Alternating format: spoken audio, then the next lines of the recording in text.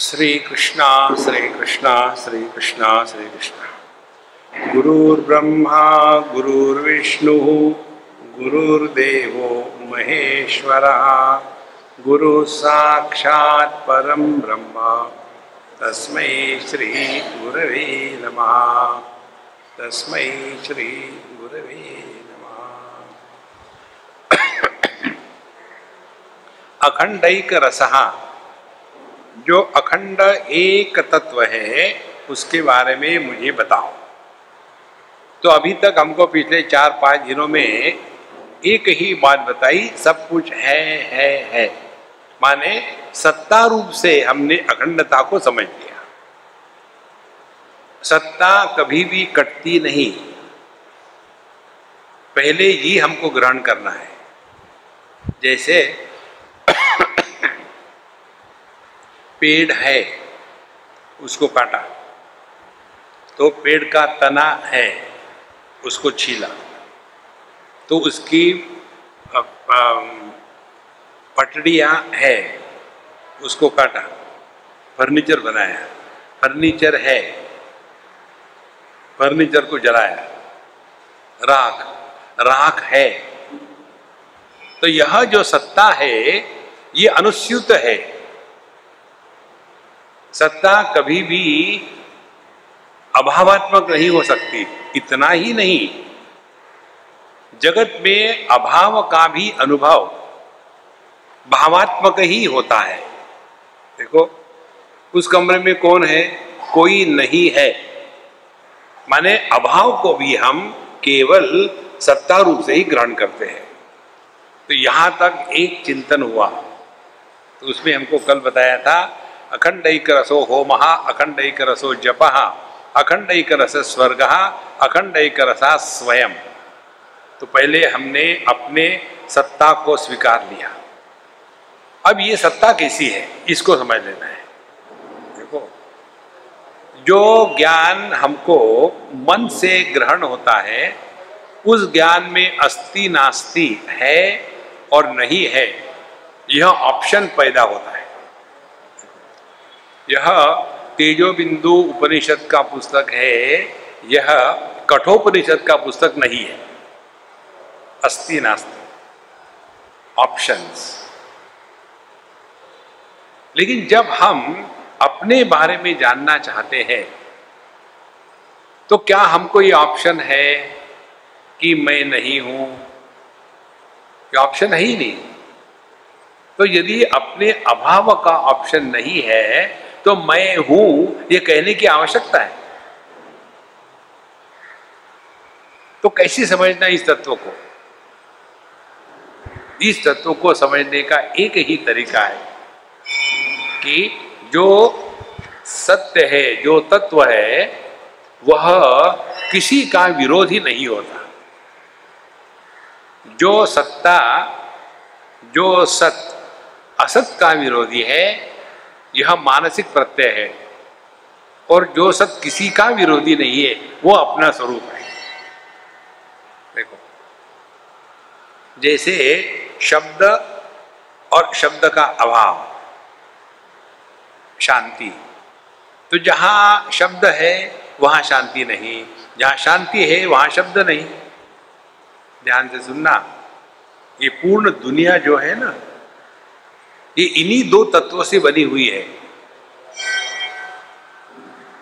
15वें अध्याय में भगवान श्री कृष्ण ने आध्यात्मिक साधना बताई है। देखो, सभी वेदों का सार उपनिषदों को कहते हैं। उपनिषदों का सार भगवत गीता को कहते हैं। भगवत गीता का सार भगवत गीता के 15वें अध्याय को कहते हैं। देखो कितना कॉन्सेंट्रेट हो रहा है। और इस भगवत गीता में जो बताया है साधना के रूप में, वही अंतिम आध्यात्मिक साधना है। इससे आगे और कुछ नहीं। तो क्या साधना करनी है? कितने लोग यही प्रश्न पूछते रहते हैं, स्वामी जी क्या साधना करें? शीर्षासन करो और चलते जाओ, या पैसा इकट्ठा करो, चंदा इकट्ठा करो, दान धर्म करो। उसका अध्यात्म से कोई मतलब नहीं। देखो संतों, फिर अध्यात्म की साधना क्या है? भगवान श्री कृष्ण बताते हैं केवल 5 बातें हैं, 6वीं बात नहीं। पहली बात निर्माण मोहा, दूसरी जित संग दोषा, तीसरी विनिवृत्त कामा, चौथी द्वंद्वैर विमुक्ताः सुख दुख संज्ञैः, गच्छन्ति अमूढ़ाः, बेवकूफी को त्याग दो। ये 5 बातें देखो। तो यदि हम अध्यात्म के मार्ग पर चल रहे हैं तो कहते हैं द्वंद्वैर विमुक्ताः, हमारे जीवन में केवल द्वंद्व ही आते हैं। द्वंद्व किसको कहते हैं? जिसको हम ट्विंस कहते हैं अंग्रेजी में, जुड़वे कहते हैं हिंदी में, उसी को संस्कृत में द्वंद्व कहते हैं। लेकिन ये द्वंद्व की विशेषता क्या है? आप देखेंगे इसका जो हिंदी में या अंग्रेजी में भाषांतरण होता है द्वंद्व शब्द का, लोग नॉर्मली करते हैं द्वंद्व माने पेयर्स ऑफ अपोजिट। हमको ये स्वीकार नहीं है।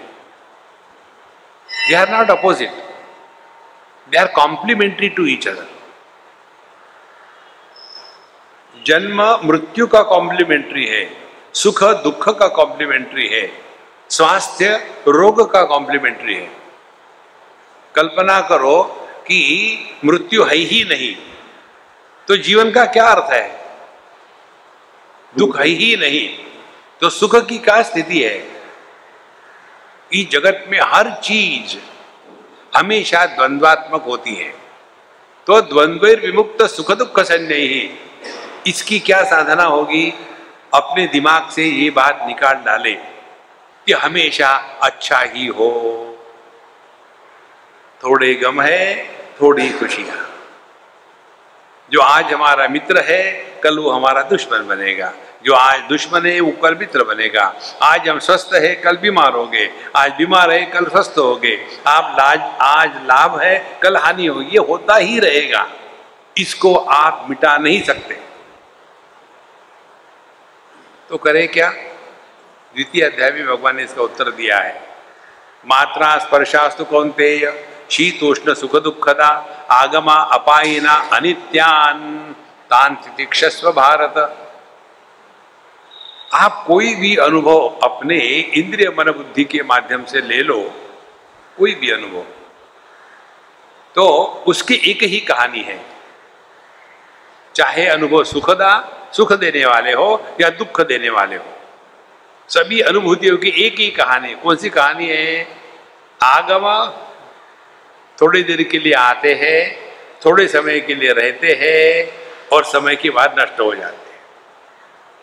आगमा अपायना अनित्याः, इसीलिए अनित्य है। तो क्या करें? अनित्य जीवन के अनुभूतियों को लेकर के नित्य दुखी मत होना। तो करें क्या? तान तितिक्षस्व भारत। भा माने प्रभा, शोभा, भास्कर, भानु, विभा, भा प्रकाश को कहते हैं। भारत जो ज्ञान में चलना चाहता है उसके लिए उपदेश है। तितिक्षस्व, what cannot be cured should be endured, is a pessimistic cry of English literature. Bhagavad Gita tells, what cannot be cured should not be endured, but should be enjoyed. ऐसे ही होता है। थोड़े गम है, थोड़ी खुशियां, ये जीवन है। देखो, इसीलिए जहां जहां हमारे जीवन में ये सत असत आता है तो भगवान का नाम लेना अच्छा है, गाली देना बुरा है। लेकिन हमको इन दोनों से ऊपर उठना है, नहीं तो फंस जाएंगे किसी में।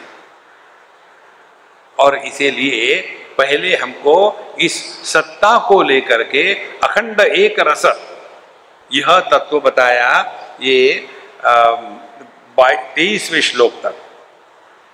तो अखंड एक रसा स्वयं, हम भी अपना कभी अभाव अनुभव नहीं करते, वही अपना स्वरूप है। ये बात इतनी सरल और स्पष्ट है। हम ग्रहण इसलिए नहीं कर सकते कि देहात्म भाव की निवृत्ति यह अध्यात्म की पहली साधना है। यदि वो नहीं हो रहा है तो आप चाहे कुछ भी करो, कुरुते गंगा सागर गमनम व्रत परिपालन अथवा दान, कुछ नहीं होने वाला। देखो, ये तो सबको त्याग तूग करके बिल्कुल जंगल में चले गए और वहां घास घुस खा रहे, उससे कुछ नहीं होने वाला। बिल्कुल स्पष्ट समझ लेना। इसीलिए तत्व को पहचानने के लिए केवल सावध रहना है कि क्या हम किसी के विरोधी हैं। आप ध्यान से सुनना, विरोध हमेशा द्वैत में होता है, अद्वैत निर्विरोध सत्ता है। जहां विशेषता जुड़ गई वहां संसार शुरू हो गया। परमात्मा निर्विशेष सत्ता है। देखो, भगवान के प्रसाद को भी हम कहेंगे प्रसाद है। टॉयलेट में गंदगी है, सत्ता पर कोई फर्क नहीं पड़ता। यह जो तत्व है इसको जब तक हम ग्रहण नहीं करेंगे तब तक के जो बातें हमको उदाहरण से बताई जाती है समझ में नहीं आएगी। कौन सी बातें? ये बताते हैं जैसे सभी आभूषणों में सुवर्ण मात्र है, सभी लहरों में पानी मात्र है, सभी मटकों में मिट्टी मात्र है। ये मटके का मिट्टी का उदाहरण मैं कभी नहीं देता, अभी मैंने बोल दिया इसलिए नहीं कि एक बार बड़ा आनंद आया। मैं सत्संग में बोल रहा था कि जैसे आभूषणों से सुवर्ण को निकाल दो तो क्या बचेगा? कुछ नहीं बचेगा। फिर मटके में से मिट्टी को निकाल दो तो क्या बचेगा? साफ सुथरा मटका। उस दिन के बाद मैंने उसको प्रणाम किया, गलती मेरी हो गई, मैं मटके के साथ बात कर रहा हूं। लेकिन जब हम जगत को देखते हैं तो जगत में जड़ भी है, चेतन भी है, अच्छा भी है, बुराई है, तो सबका आधार एक तत्व है। माने कैसे? क्या वो जड़ है कि चेतन है? चाहे चर है या अचर है, छोटा है कि बड़ा है, इन सब के साथ एक ही तत्व जुड़ता है, वो है सत्ता, एग्जिस्टेंस।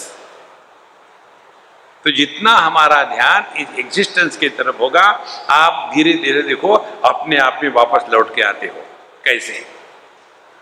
रूप रंग अनेक है, इनकी सत्ता दृष्टि में है, दृष्टि एक है। अब कैसे सिद्ध हुआ? यह दृष्टि किसी भी रंग रूप के प्रति ना राग है ना द्वेष है। कोई भी रंग रहे, कोई भी रूप रहे, दृष्टि को कोई फर्क नहीं पड़ता। इसीलिए हमारे शास्त्रों में बताते हैं, तस्मात् त्वम इंद्रियाणि आदौ नियम्य भरतर्षभ। पहले अपनी इंद्रियों पर नियंत्रण लाना है। इंद्रियों पर नियंत्रण लाएंगे तो क्या होगा? जगत के विषय हमको प्रभावित नहीं करेंगे और हम इंद्रियों से हटकर के मन में प्रवेश करेंगे। जहां हमने मन में रहना शुरू किया और कंप्लेन नहीं करी बल्कि चिंतन करना शुरू कर दिया, मानसम तु किम मार्गणे कृते, ये मन मन लेकर के हम जो परेशान है, क्या है ये मन, तब जाकर के साधक का जन्म होता है। देखो, इस प्रकार से धीरे धीरे हम सत्ता रूप से ही अपने आप को स्वीकार करने लगते हैं। जो भगवान गीता में भगवान कहते हैं, देहिनोस्मिन् यथा देहे कौमारम यौवनम जरा तथा देहांतर प्राप्ति ही धीरस्तत्र न मुह्यति। बचपन का देह चला गया, कोई महात्म नहीं बनाता। जवानी का देह चला गया, कोई महात्म नहीं बनाता। मिडिल एज का देह चला गया, कोई महात्म नहीं बनाता, और बुढ़ाओं का देह चला जाता है तो भी कोई महात्म नहीं बनाता, कहता थैंक गॉड गया। देखो संतो,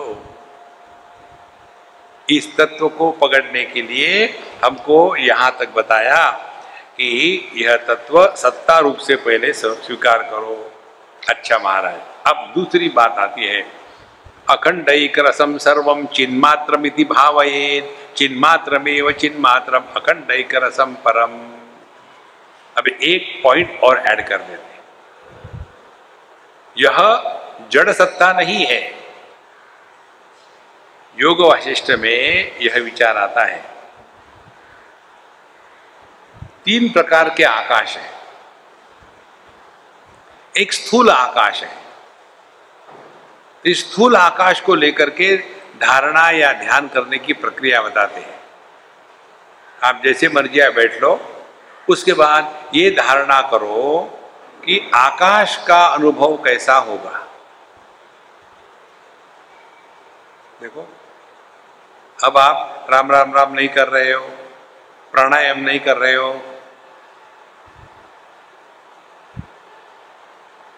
मारो ट्राई, आकाश का अनुभव कैसा होगा।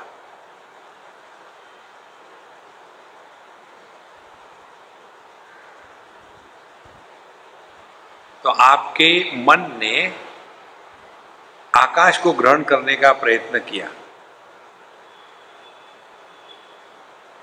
और मन केवल आकार को ही ग्रहण कर सकता है, निराकार को मन ग्रहण नहीं कर सकता। इसीलिए जगत की जो परिभाषा आती है शास्त्रों में, जगत क्या है, नाम रूप यही जगत है, और नाम रूप की सत्ता कहाँ है, केवल मन में है। तो ये रूप जो है वो अनेक है, लेकिन जो निराकार है वो एक है। तो क्या है हमारे ज्ञान में निराकार, ये आकाश निराकार है। तो इसी के साथ शुरू कर दो कि हम बैठे आराम से, इस आकाश का अनुभव कैसा होगा।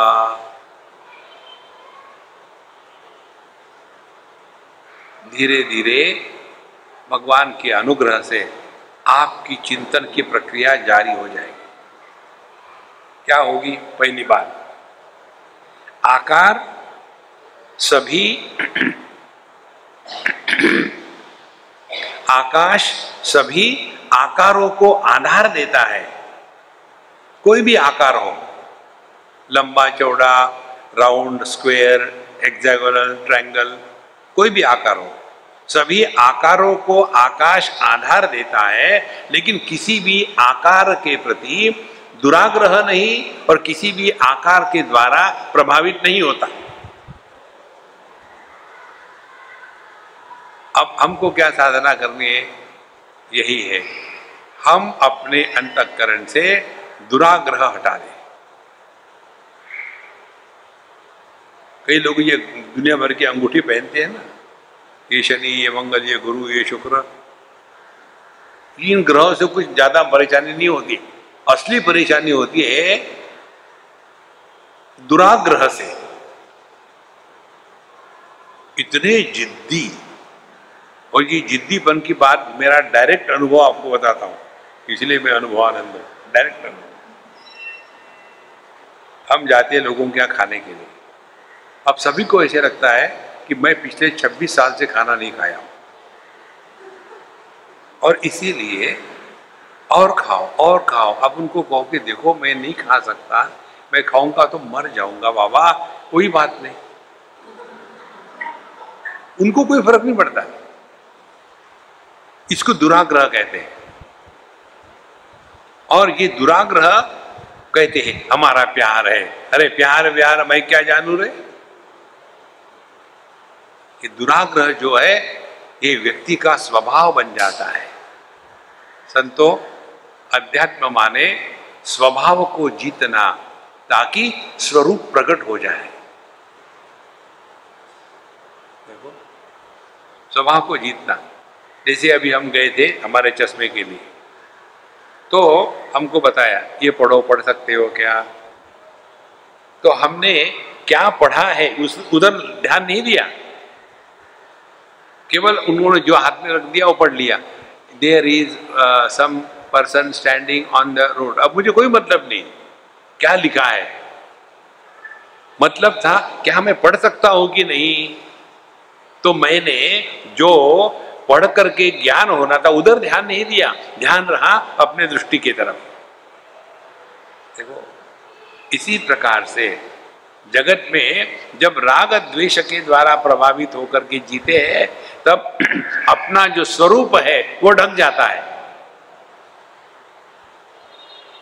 और इसका कारण यही स्वभाव। स्वभाव भगवान का बनाया हुआ नहीं है, ये हमारा बनाया हुआ है, तो हमको ही उसको त्यागना पड़ेगा।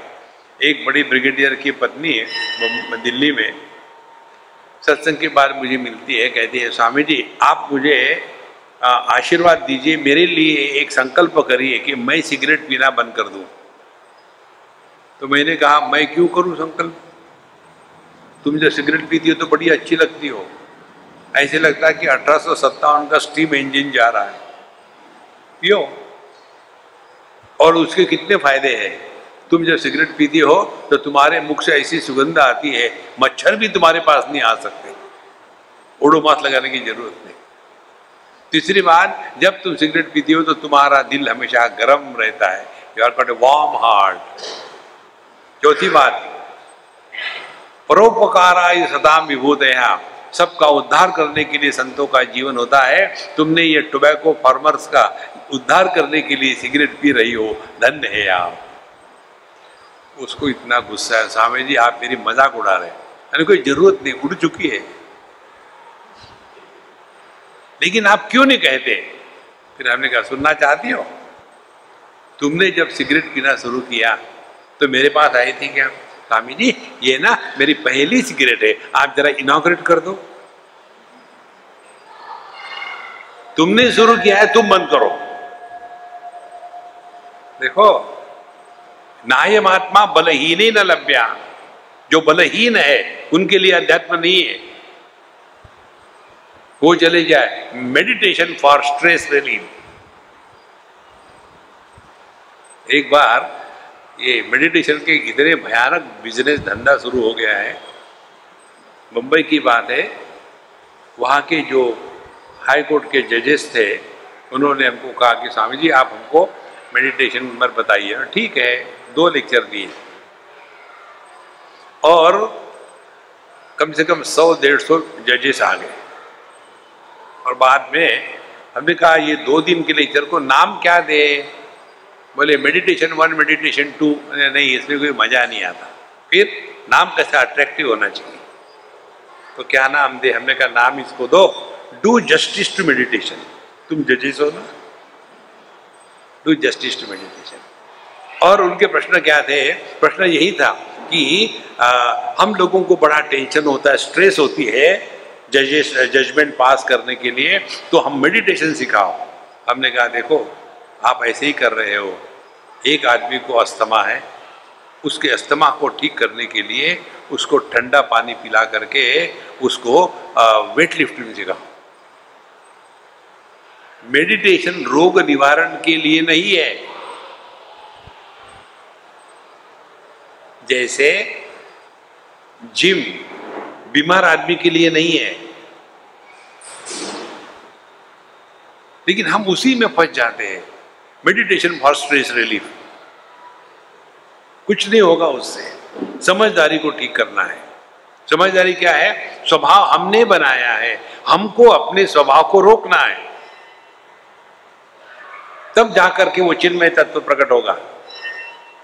तो ये हमारे स्वभाव ने हमारे स्वरूप को ढक दिया है, इसको समझो अब ठीक से। कैसे? रूप रंग ने हमारे दृष्टि को ढक दिया है,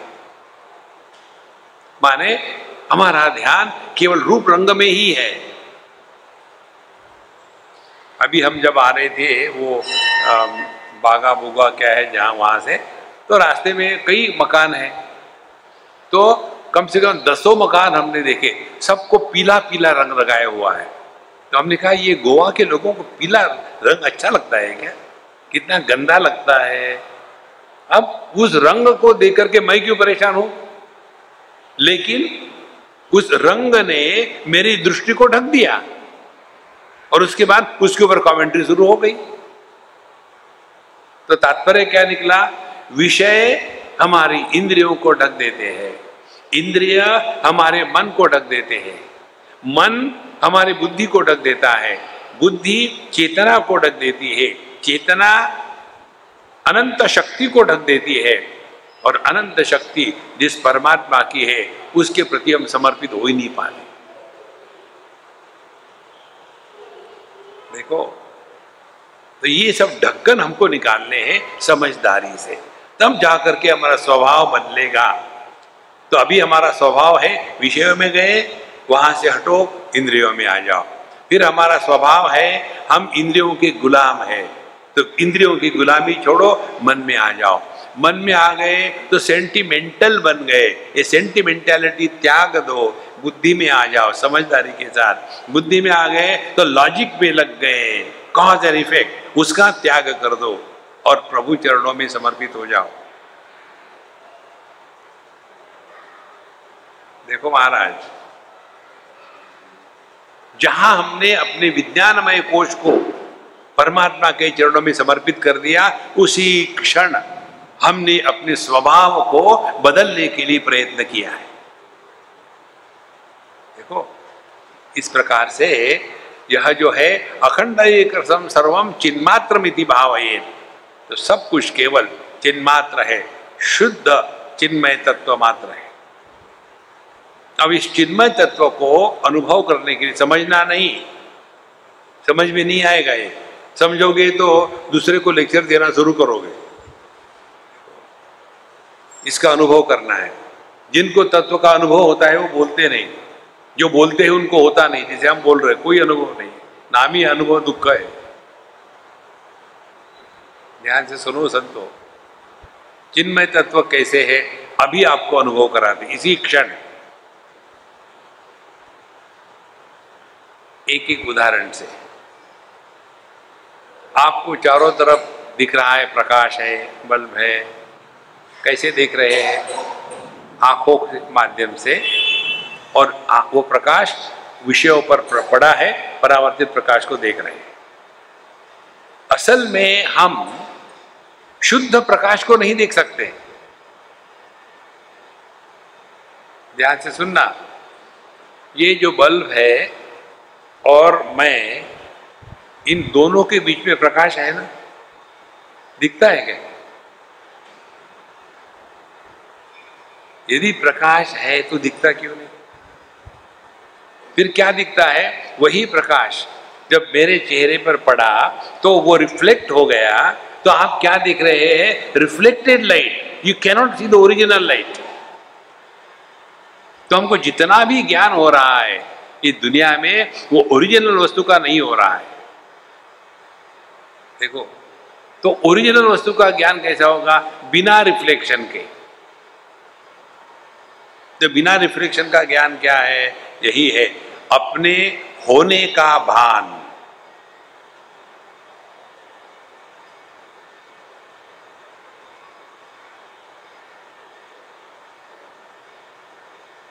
यह ना तो इंद्रियों की आवश्यकता है, ना कर्मेंद्रियों की आवश्यकता है, ना मन की आवश्यकता है, ना बुद्धि की आवश्यकता है।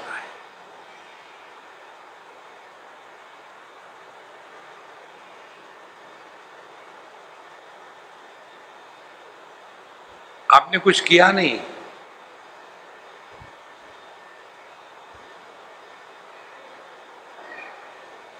एक बार की बात है, हम इंग्लैंड में थे, किसी अंग्रेज के यहाँ पहुँच गए।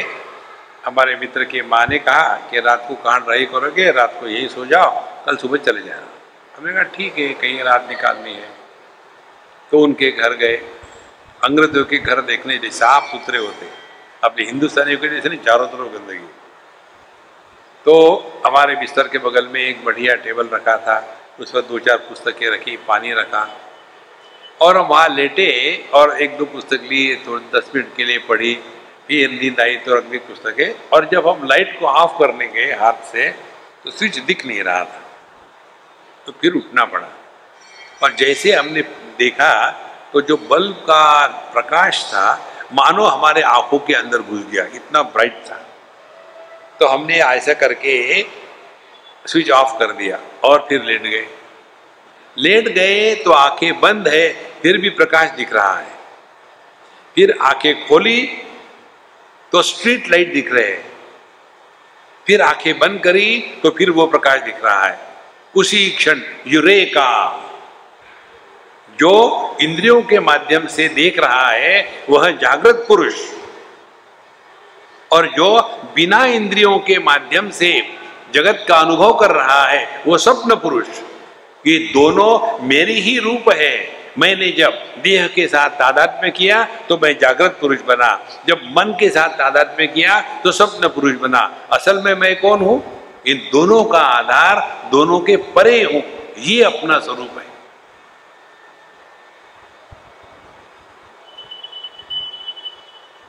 देखो संतों, हम कितना इस दुनिया में फंसे रहते हैं, दोस्त दुश्मन उसी में लगे।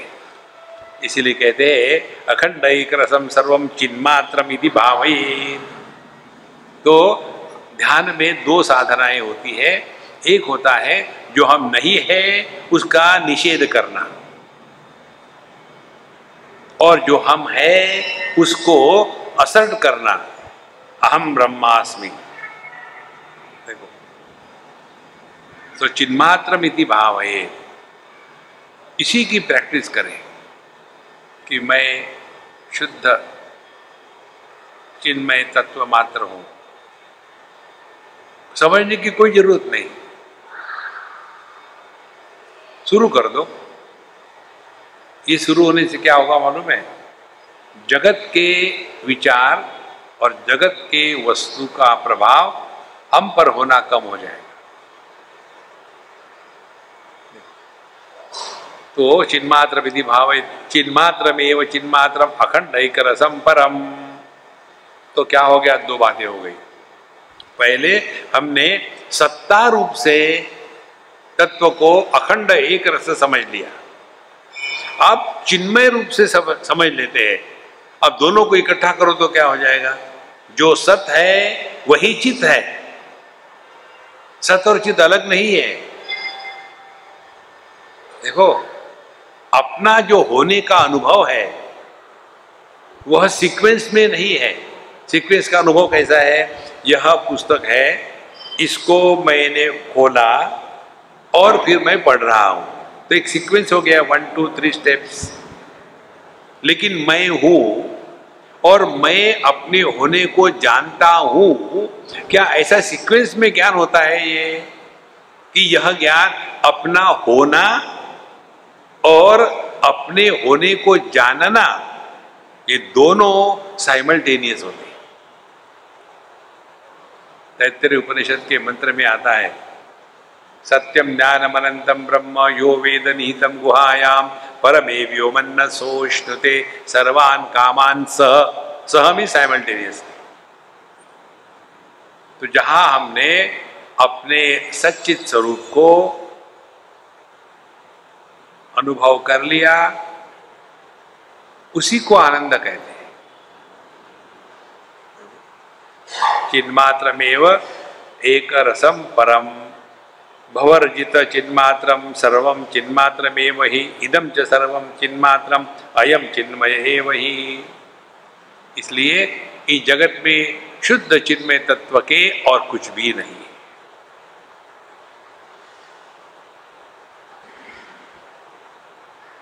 जब हमारी दृष्टि लहरों पर होती है तो हमको अनेकता का दर्शन होगा। जब हमारी दृष्टि समुद्र पर जाएगी तो समष्टि की दृष्टि होगी, और जब हमारी दृष्टि पानी पर जाएगी तो एकमेवाद्वितीय। और उस पानी को कहो कि पानी भैया तुम समुद्र के रूप में बड़े खुखार लगते हो यार, लहरों में तो मजा आता है। तो तो पानी कहेगा माफ करना महात्मा जी, ये समुद्र क्या होता है और ये लहरें क्या होती है। देखो, इसी प्रकार से अपने स्वरूप में जिसकी निष्ठा हो गई है उसके लिए ये जगत की सत्ता कहीं नहीं है। ध्यान से सुनना, अनदर इंपॉर्टेंट टॉपिक। वेदांत में जब बताते हैं ब्रह्म सत्यम जगन मिथ्या, ये जगत मिथ्या है, तो यहां बताते हैं सर्वम चिन्मय में मात्र, सबका सब चिन्मय है, तो क्या चिन्मय मिथ्या है? नहीं। इस मिथ्या शब्द का अर्थ ठीक से समझ लें। मिथ्या माने अपीयरेंस, इल्यूजन। अब इस इल्यूजन को ठीक से समझिए। इल्यूजन किसको कहते हैं? जो अनुभव परिस्थिति विशेष में ही हो सकता है, और यदि वह परिस्थिति विशेष नहीं है तो वो अनुभव नहीं हो सकता, उसको कहते इल्यूजन या मिथ्या प्रत्यय। जैसे इंद्रधनुष। अब कोई कहे कि भाई आ रहा था 7-8 बजे थे शाम के, अंधकार हो रहा था, लेकिन बड़ा सुंदर इंद्रधनुष दिखा, किसको बेवकूफ बना रहे? रात के समय नहीं दिखेगा। देखो, तो इंद्रधनुष को देखने के लिए या दिखने के लिए परिस्थिति की आवश्यकता है। यदि वो परिस्थिति नहीं हुई, संभव नहीं। दूसरा उदाहरण ले लो, यह जो मृग तृष्णा होती, मिराज वाटर्स, मिराज वाटर्स भी एक परिस्थिति विशेष में दिखेंगे, सभी समय नहीं दिखेंगे। अब ध्यान से सुनना, यह जो जागृत जगत है जहां हम बड़े फुदकते हैं, ये जागृत जगत की अनुभूति कब आती है? जब हमारा स्थूल देह के साथ तादात्म्य है तब। यदि स्थूल देह के साथ तादात्म्य नहीं है, जैसे सपने में, गहरी नींद में, उस समय हम कहाँ होते हैं? देश। कब होते हैं? काल। क्या होते हैं? वस्तु। देश काल वस्तु गायब हो गई। और इस जागृत जगत को हम सॉलिड रियलिटी करते हैं। काहे की सॉलिड रियलिटी है? देखो संतो, एक हमारे महात्मा जी थे, एक बार हम उनके साथ थे और हमने कहा कि महाराज जी हमको जाना है, हमारे लेक्चर से तो जाना है। बोले क्या करोगे जाकर के? छोड़ो, एक आध बार अपना संकल्प तोड़ना चाहिए। तो मैं चुप बैठ गया। उन्होंने तो पहचान लिया, नहीं मैंने तो ऐसे ही कहा जाओ जाओ, और मैं पहुंच गया जहां पहुंचना था। वहां पहुंचने के बाद उन दिनों में रेलवे से जाते थे, तो जहां पहुंच गए वहां रेलवे स्टेशन पर ही कर्फ्यू लागू, करो सत्संग। कितना मनुष्य को होता है, मैं ये करूंगा, मैं वो करूंगा, मैं ऐसे करूंगा। उन्होंने बताया जब तक तुम्हारी वेदांत की निष्ठा दृढ़ है तब तक तुमको इस दुनिया में कुछ करने की एक भी संकल्प नहीं आएगा।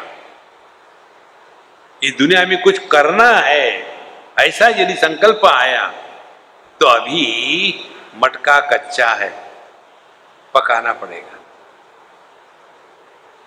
कभी किसी ने ये सोचा है क्या कि आज रात से मैं अच्छे सपने देखूंगा? देखो संतो, कितनी महत्व की बात है। तो जब वेदांत कहता है ब्रह्म सत्यम जगन मिथ्या का तात्पर्य ये नहीं कि ये जगत है ही नहीं, इस जगत को हम मिथ्या स्वीकार करते हैं। माने क्या? अब दूसरी स्टेप आपको बता रहे हैं।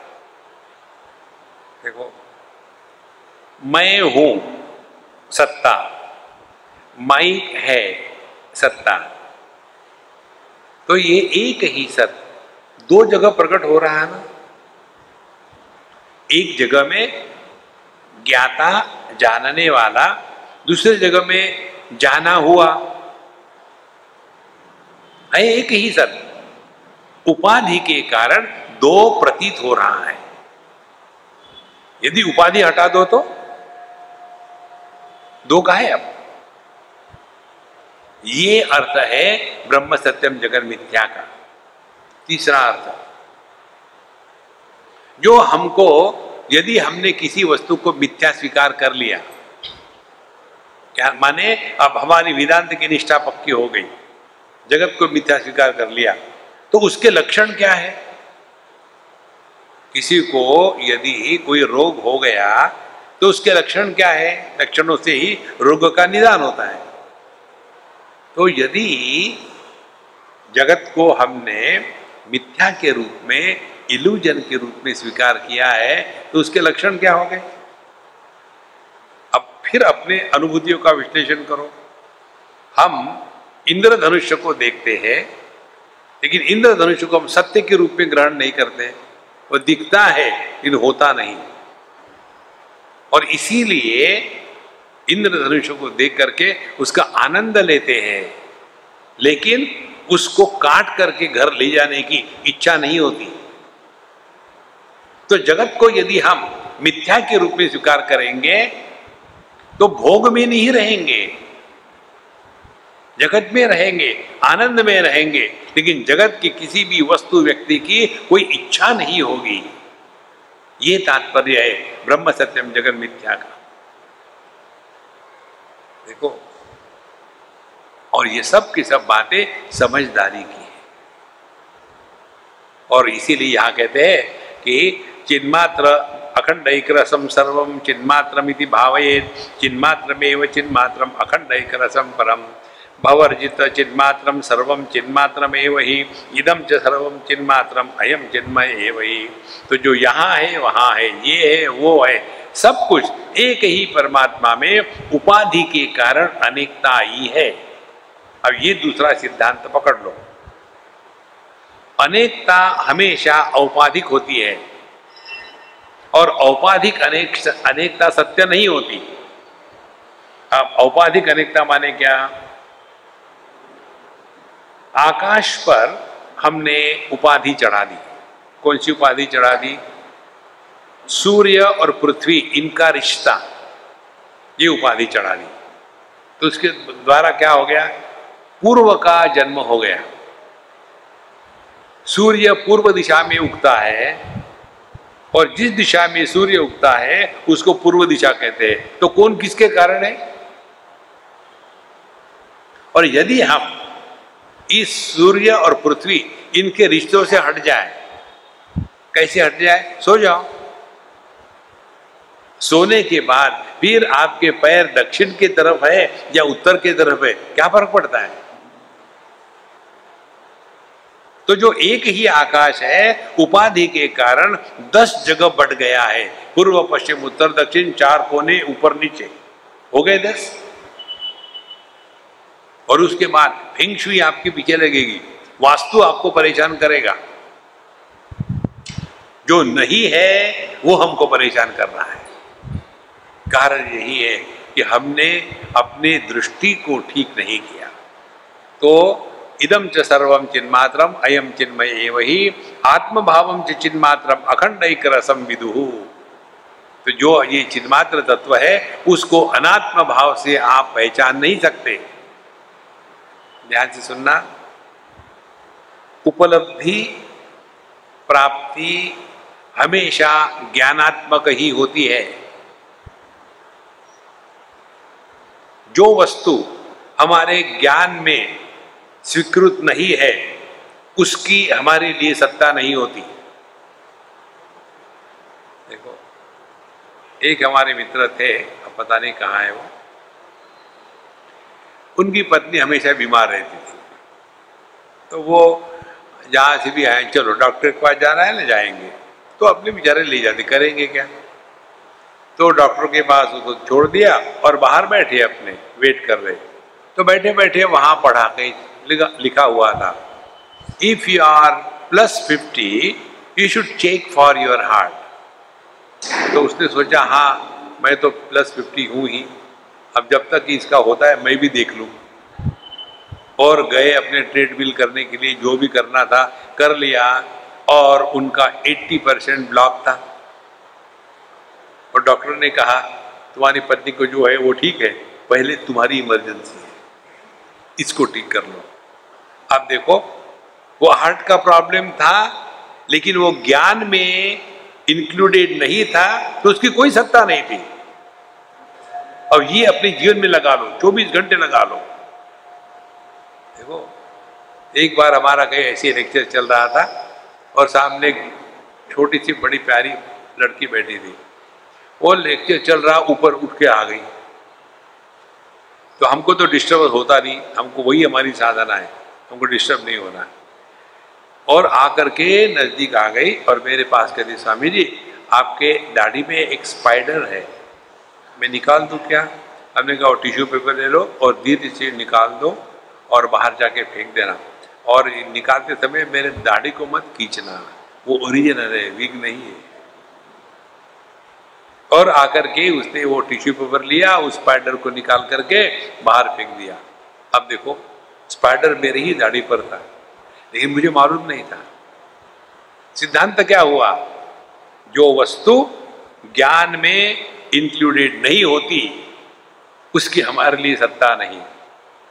परमात्मा तो है ही, ये हमारे ज्ञान में इंक्लूडेड नहीं है। और परमात्मा इंक्लूड होता है केवल आत्म रूप से। परमात्मा की उपलब्धि केवल आत्म रूप से ही हो सकती है, तब जाकर के सर्वम खल्विदम ब्रह्म की अनुभूति होती है। देखो महाराज, इस प्रकार से कहते हैं कि आत्मभावम च चिन्मात्रम अखंडैक रसम विदुहु। अब यह जो चिन्मात्र आत्मभाव की साधना है उसके लिए हम बताते हैं, ध्यान से सुनना। पहले हमने बताया था आपको ये स्थूल आकाश की साधना करनी है। ये स्थूल आकाश का अनुभव क्या होगा? इसकी नित्य निरंतर आप अभ्यास करो ना, तो इसका इफेक्ट देखो आपके जीवन में। जगत के विषय वस्तु लेकर के आप अब परेशान होना कम हो जाओगे। जैसे आकाश 4 महाभूतों को आधार देता है लेकिन चारों के द्वारा प्रभावित नहीं होता। भगवद गीता के 2 अध्याय में भगवान कहते हैं, नैनम छिन्दन्ति शस्त्राणि नैनम दहति पावकः न चैनम क्लेदयन्त्यापः न शोषयति मारुतः। ये 4 महाभूत इस पर कोई प्रभाव नहीं डालते। किस पर? आकाश पर। देखो, तो हम अपने जीवन में अब यह संग्रह वृत्ति से उपरत हो जाएंगे। और चाहिए, और चाहिए, और चाहिए, बहुत हो गया। इसके पश्चात नेक्स्ट स्टेप पर आते हैं। फिर अब हमको अपने चित्ताकाश की धारणा करनी है। जैसे स्थूल आकाश स्थूल जगत को धारण करता है, वैसे ही चित्ताकाश माइंड स्पेस भी सूक्ष्म जगत माने विचारों को धारण करता है। ध्यान से सुनना। मन में कोई भी विचार आ जाए, उस विचारों से मन प्रभावित नहीं होता। मन ज्यों का त्यों है, मन अच्छा बुरा नहीं होता, ये विचारों के कारण बुरा होता है। और विचार ही बुरे, मन ज्यों का त्यों है। तो हमको यही धारणा करनी है, केवल मन जिसमें एक भी विचार नहीं है, वो अनुभव कैसा होगा?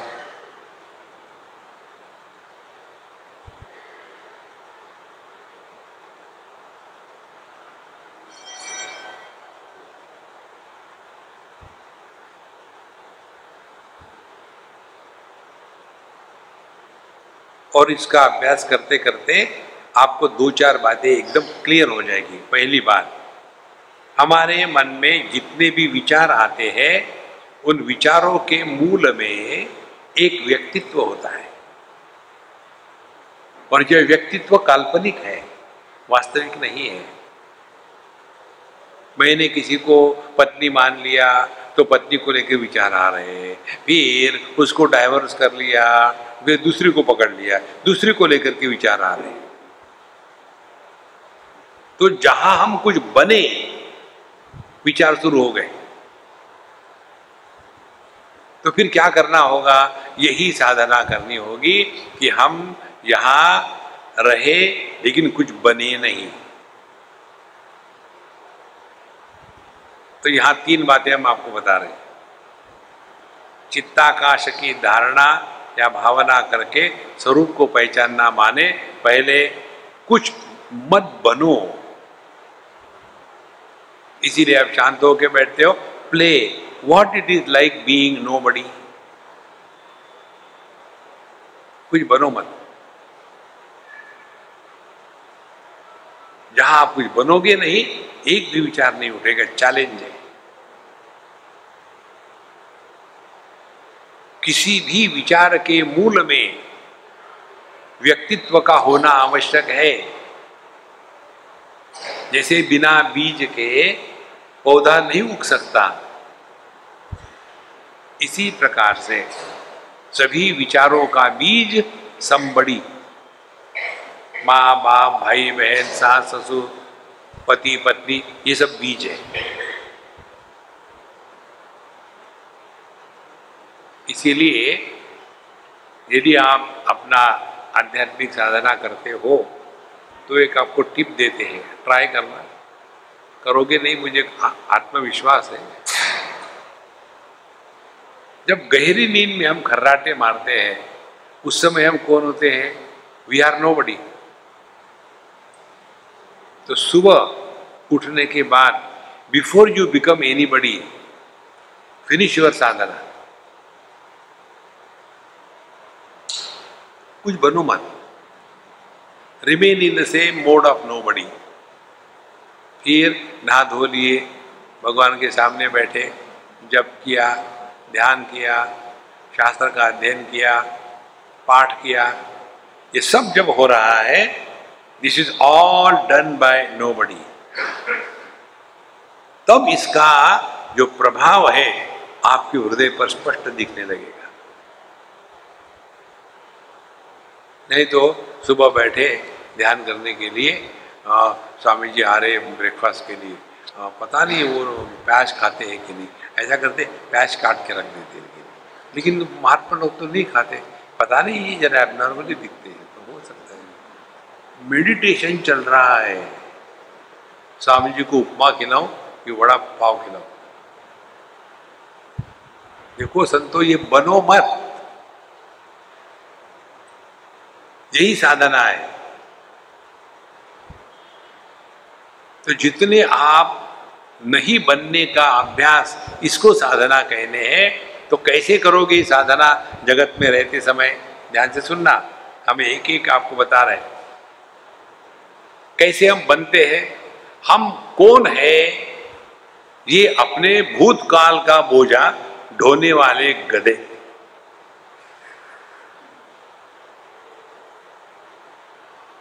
देखो, ये चीज हमने आप लोगों से सीखी है। एक बार हम जा रहे थे, बहुत पुरानी बात है, ट्रेन से जा रहे थे और हमको किसी के साथ कोई बात करने में बिल्कुल इंटरेस्ट नहीं है। वही बेकार बातें होती है, गवर्नमेंट ऐसे, यार देखो मैंने नहीं, मुझे मत बोल। तो हम बैठे और एक सज्जन आके बैठे, सिंधी थे। आके, अरे स्वामी जी आप यहाँ आए, अच्छा हो गया, अब अगले 18 घंटे ठीक से कट जाएंगे। मैंने, बाप रे, अब ये तो मुझे मेरी आत्मा हत्या करके ही जाएगा। 18 घंटे सिंधी के साथ बैठना भयानक तपस्या है। तो मैंने अपने जेब से माला निकाली। हमने कहा, बाबूजी, बुढ़ाऊ थे, बाबूजी मेरे गुरु ने मुझे बताया है कि बेटा जब भी तुम कहीं भी ट्रैवल करते हो ना, तो ट्रैवल में हमेशा भगवान का नाम लेना चाहिए। और इसीलिए अब ट्रैवल शुरू हो गया, मैं अपने भगवान का नाम लूंगा, बोलूंगा नहीं, माफ करना। आप बताइए, किसी भी बुढ़ाऊ को खुश करना हो तो उनको उनके बारे में पूछो और सुनो मत,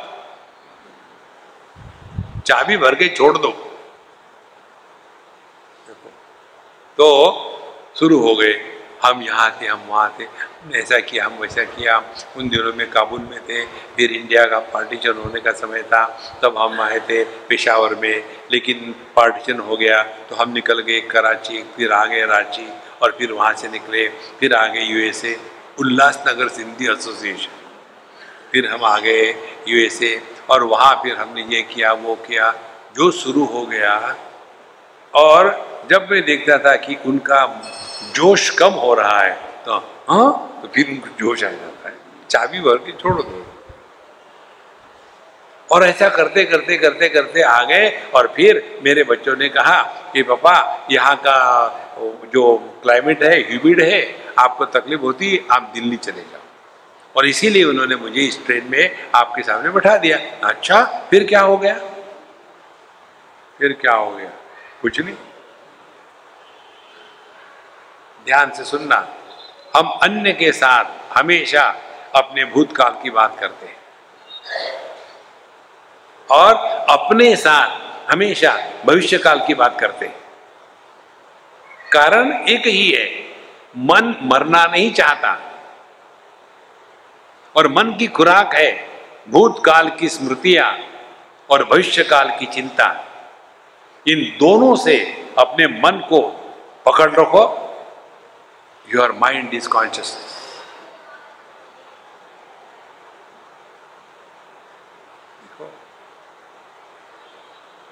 ऐसा धीरे धीरे अभ्यास करेंगे तो हमने चित्ताकाश को जीत लिया। तो जिसने भूताकाश को जीत लिया उसके लिए संग्रह का कोई मतलब नहीं। जिसने चित्ताकाश को जीत लिया उसके लिए संबंधों का कोई महत्व नहीं। संबंध एक मन की कल्पना मात्र है, उसका कोई अर्थ नहीं। अब वहां से निकले, अब आखिरी स्थान पर आए जिसको कहते चिदाकाश। ये चिदाकाश की बात यहां कर रहे हैं कि आत्मभावम जो चिन्ह मात्रम। अब ये चिदाकाश हमको समझना है। चिदाकाश का तात्पर्य है सॉलिड स्पेस, जिसमें अन्य की प्रतीति है ही नहीं। कैसे? जैसे जागृत आके चली गई, हम ज्यों के त्यों। सपना आके चला गया, हम ज्यों के त्यों। सुषुप्ति आके चली गई, हम ज्यों के त्यों।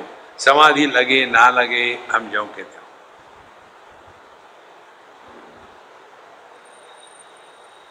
तो चिदाकाश की धारणा करने का तात्पर्य, हम अपने जीवन में आने वाले जो भी अनुभव है, जागृत स्वप्न सुषुप्ति समाधि, इन चारों के बारे में ना कुछ कहना है, ना कुछ बोलना है, ना कुछ सिद्ध करना है।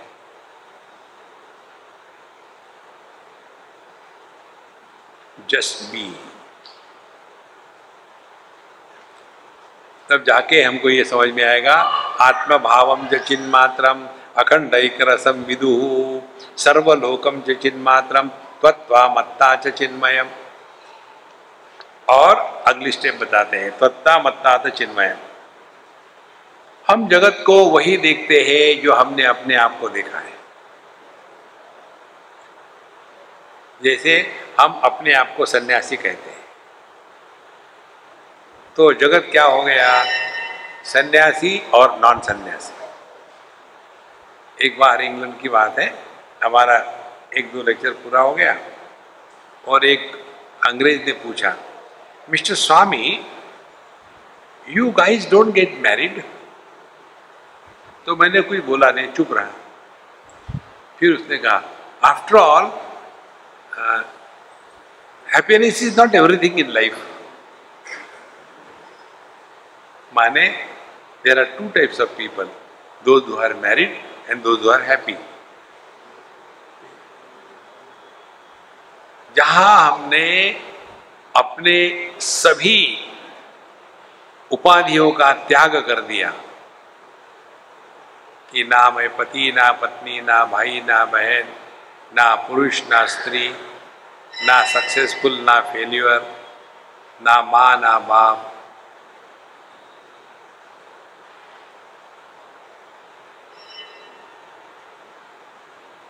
और ये अनुभव हम रोज करते हैं, केवल उसको पहचानते नहीं। सुषुप्ति अवस्था में हम होते हैं, वहां कुछ बनते नहीं। द्वितीय अध्याय में भगवान कहते हैं, या निशा सर्वभूतानां तस्याम जागृति संयमी यस्याम जागृति भूतानि सा निशा पश्यतो मुनेः। जो ज्ञानी पुरुष है इस अद्वैत तत्व में जग गए हैं, तो ये द्वैत में रहते हुए भी इनकी अद्वैत की निष्ठा को कहीं चोट नहीं आती। और अज्ञानी पुरुष जो है वो स्वयं सच्चिदानंद परमात्मा स्वरूप होते हुए भी उसको नहीं पहचानते और दुनिया में दुखी रहते हैं। तो झंझट कहां से है? केवल एक ही, अपने आप को पहचानो महाराज। देखो, एक जगह सुरेश्वराचार्य महाराज बहुत सुंदर बात लिखते हैं कि इस ज्ञान का अर्थ परवर्टेड मत कर लेना। ये मत कर लेना अपने आप को कि सब कुछ ब्रह्म है तो हम अपना जीवन जानवरों की तरह सा रहेंगे। नहीं, जब तक ये मनुष्य के देह को स्वीकार किया है उसी डिग्निटी में रहना है। देखो, नहीं तो मनुष्य अपने आप को बर्बाद कर लेता है। इसीलिए जैसे जैसे ये चिन्ह मात्र तत्व को हम ग्रहण करेंगे तब सर्वलोकम च चिन्ह मात्रम तत्ता मत्ता च चिन्मय, तू मैं ये वो सब कुछ एक ही चिन्मय तत्व पर सब अध्यारोपित किया गए है। आकाशो भूर्जलम वायुर अग्नि ब्रह्मा हरि शिव यत् किंचिन्न किंचित सर्वम चिन्मात्र में वही। देखो, सभी महाभूत और इस महाभूतों को धारण करके ब्रह्मा विष्णु महेश ये तीन जो व्यक्तित्व निर्माण हुए हैं, ये सब का सब एक ही परमात्मा पर भिन्न भिन्न उपाधियों के कारण अनेकता अध्यारोपित करी गई है। अध्यारोप से जो निर्माण होता है वो कभी भी निर्मित नहीं होता, वो काल्पनिक होता है। जब हम जाकर के किसी से शादी कर ली तो क्या हो गया? कल्पना कर ली ये मेरी पत्नी है, फिर झगड़ा हो गया, फिर डाइवोर्स कर लिया, फिर हमने दूसरी कल्पना कर ली ये मेरी पत्नी नहीं है, तो दोनों साथ साथ बैठे। तो कहां थी वो पत्नी? तो कल्पना ही से तो हम कर जी रहे सारा का सारा। अब मैं देह हूं, ये कल्पना ही तो है। सत्य क्या है इसमें? हमने मान लिया, किसी ने बता दिया कि तुम्हारा जन्म हुआ था और मान लिया, अच्छा मेरा जन्म हुआ था। देखो, तो मानना ही है तो अपने आप को परमात्मा स्वरूप क्यों ना माने? लेकिन हमको ठोक ठोक के बताया जाता है पापो हम पाप कर्मा हम, मैं गुजराती, मैं गोवानीज हूं और मैं पढ़ा लिखा हूं, मैं अंग्रेज हूं। राम राम राम राम। ये सब उपाधियां जो है इसी का बोझा हम ढो रहे हैं। इस उपाधियों को त्याग देना, इसी को भगवान कहते हैं भगवद गीता के अंत में जाकर के सर्वधर्मान परित्यज्य मामेकम शरणम व्रज। सबका त्याग कर दो। देखो, भगवान कृष्ण के शब्द है, सरल नहीं होते, कॉम्प्लिकेटेड होते। जब भगवान कहते हैं सर्वधर्मान परित्यज्य, इसका अर्थ क्या है? इसका अर्थ ये है, एक लड़की आई मेरे से बहुत गुस्सा कर रही थी, स्वामी जी मैं आपसे बहुत गुस्सा कर रही हूँ। मैं क्या कर सकता हूँ बताओ? बोले मैं करती हूँ। क्या? तलाक तलाक तलाक। हमने कहा महारानी तूने मेरे से शादी कब करी थी कि मुझे तलाक दे रही? अच्छा, तलाक देने के लिए शादी करनी पड़ती? हाँ। इसी प्रकार से सर्वधर्मान परित्यज्य, सबका त्याग कर दो। अच्छा, क्या है तुम्हारा त्याग करोगे? इस समझदारी को कहते हैं त्याग। देह ना तो अपना बनाया है, ना अपनी बात मानता है, और फिर भी हम देह है। तो फिर जब भगवान कहते सबका त्याग कर दो, तो किसका त्याग करें? सभी भगवान का ही है। नहीं, एक चीज अपनी है। कौन सी? बेवकूफी, वो अपनी ओरिजिनल है। उस बेवकूफी का त्याग कर दो। देखो बेवकूफी क्या है, मेरे कहने से करने से दुनिया चल रही है। कितने आके चले गए, जितने भी सेवियर आते हैं ना दुनिया में जगत का उद्धार करने के लिए। हमारे निसर्ग दत्त महाराज की हमको ये बात बहुत अच्छी लगती है। वो कहते थे, all those who have come to save this world they were shaved off, the world is as it is. कोई आज तक दुनिया को सुधार नहीं सकता। देखो ये दुनिया को सुधारने का धंधा वैसा ही है जैसे समुद्र में एक प्रकार की लहरें आनी चाहिए, भिन्न भिन्न प्रकार की नहीं। समत्वम योग उच्चते, ये ब्राह्मण क्षत्रिय वैश्य शूद्र चार अलग नहीं, सब एक जैसे हो, गधे घोड़े एक लाइन में। नहीं महाराज, ये दुनिया हमेशा ऐसी ही रही है। ये समझदारी से चलो, तब आपको सर्वम चिन्मय मात्र इसका डायरेक्ट अनुभव होगा। और इसके लिए हमने जो एक बात बताई, इसको थोड़ा सा ध्यान में रहना। जीवन में विशेषता को महत्व देना माने संसार का निर्माण करना, जीवन से विशेषता को मिटा देना माने परमात्मा में समर्पित होना। विशेषता है गंगा जी, समुद्र में चली गई गंगा जी गायब। विशेषता है पति पत्नी भाई बहन माँ बाप, नींद में चले गए सब गायब।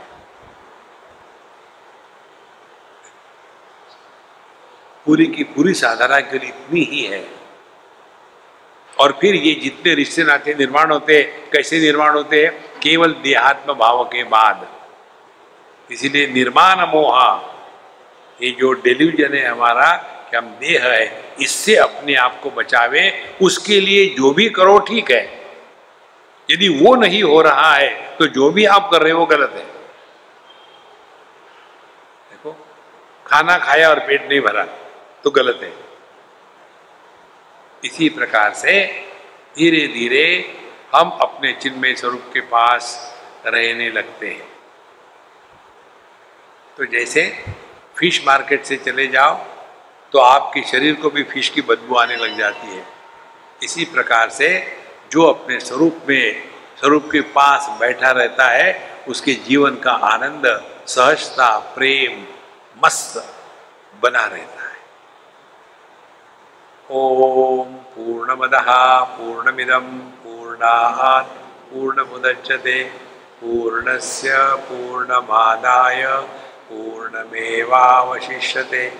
ओम शांति शांति शांति। हरि ओम। श्री गुरुभ्यो नमः।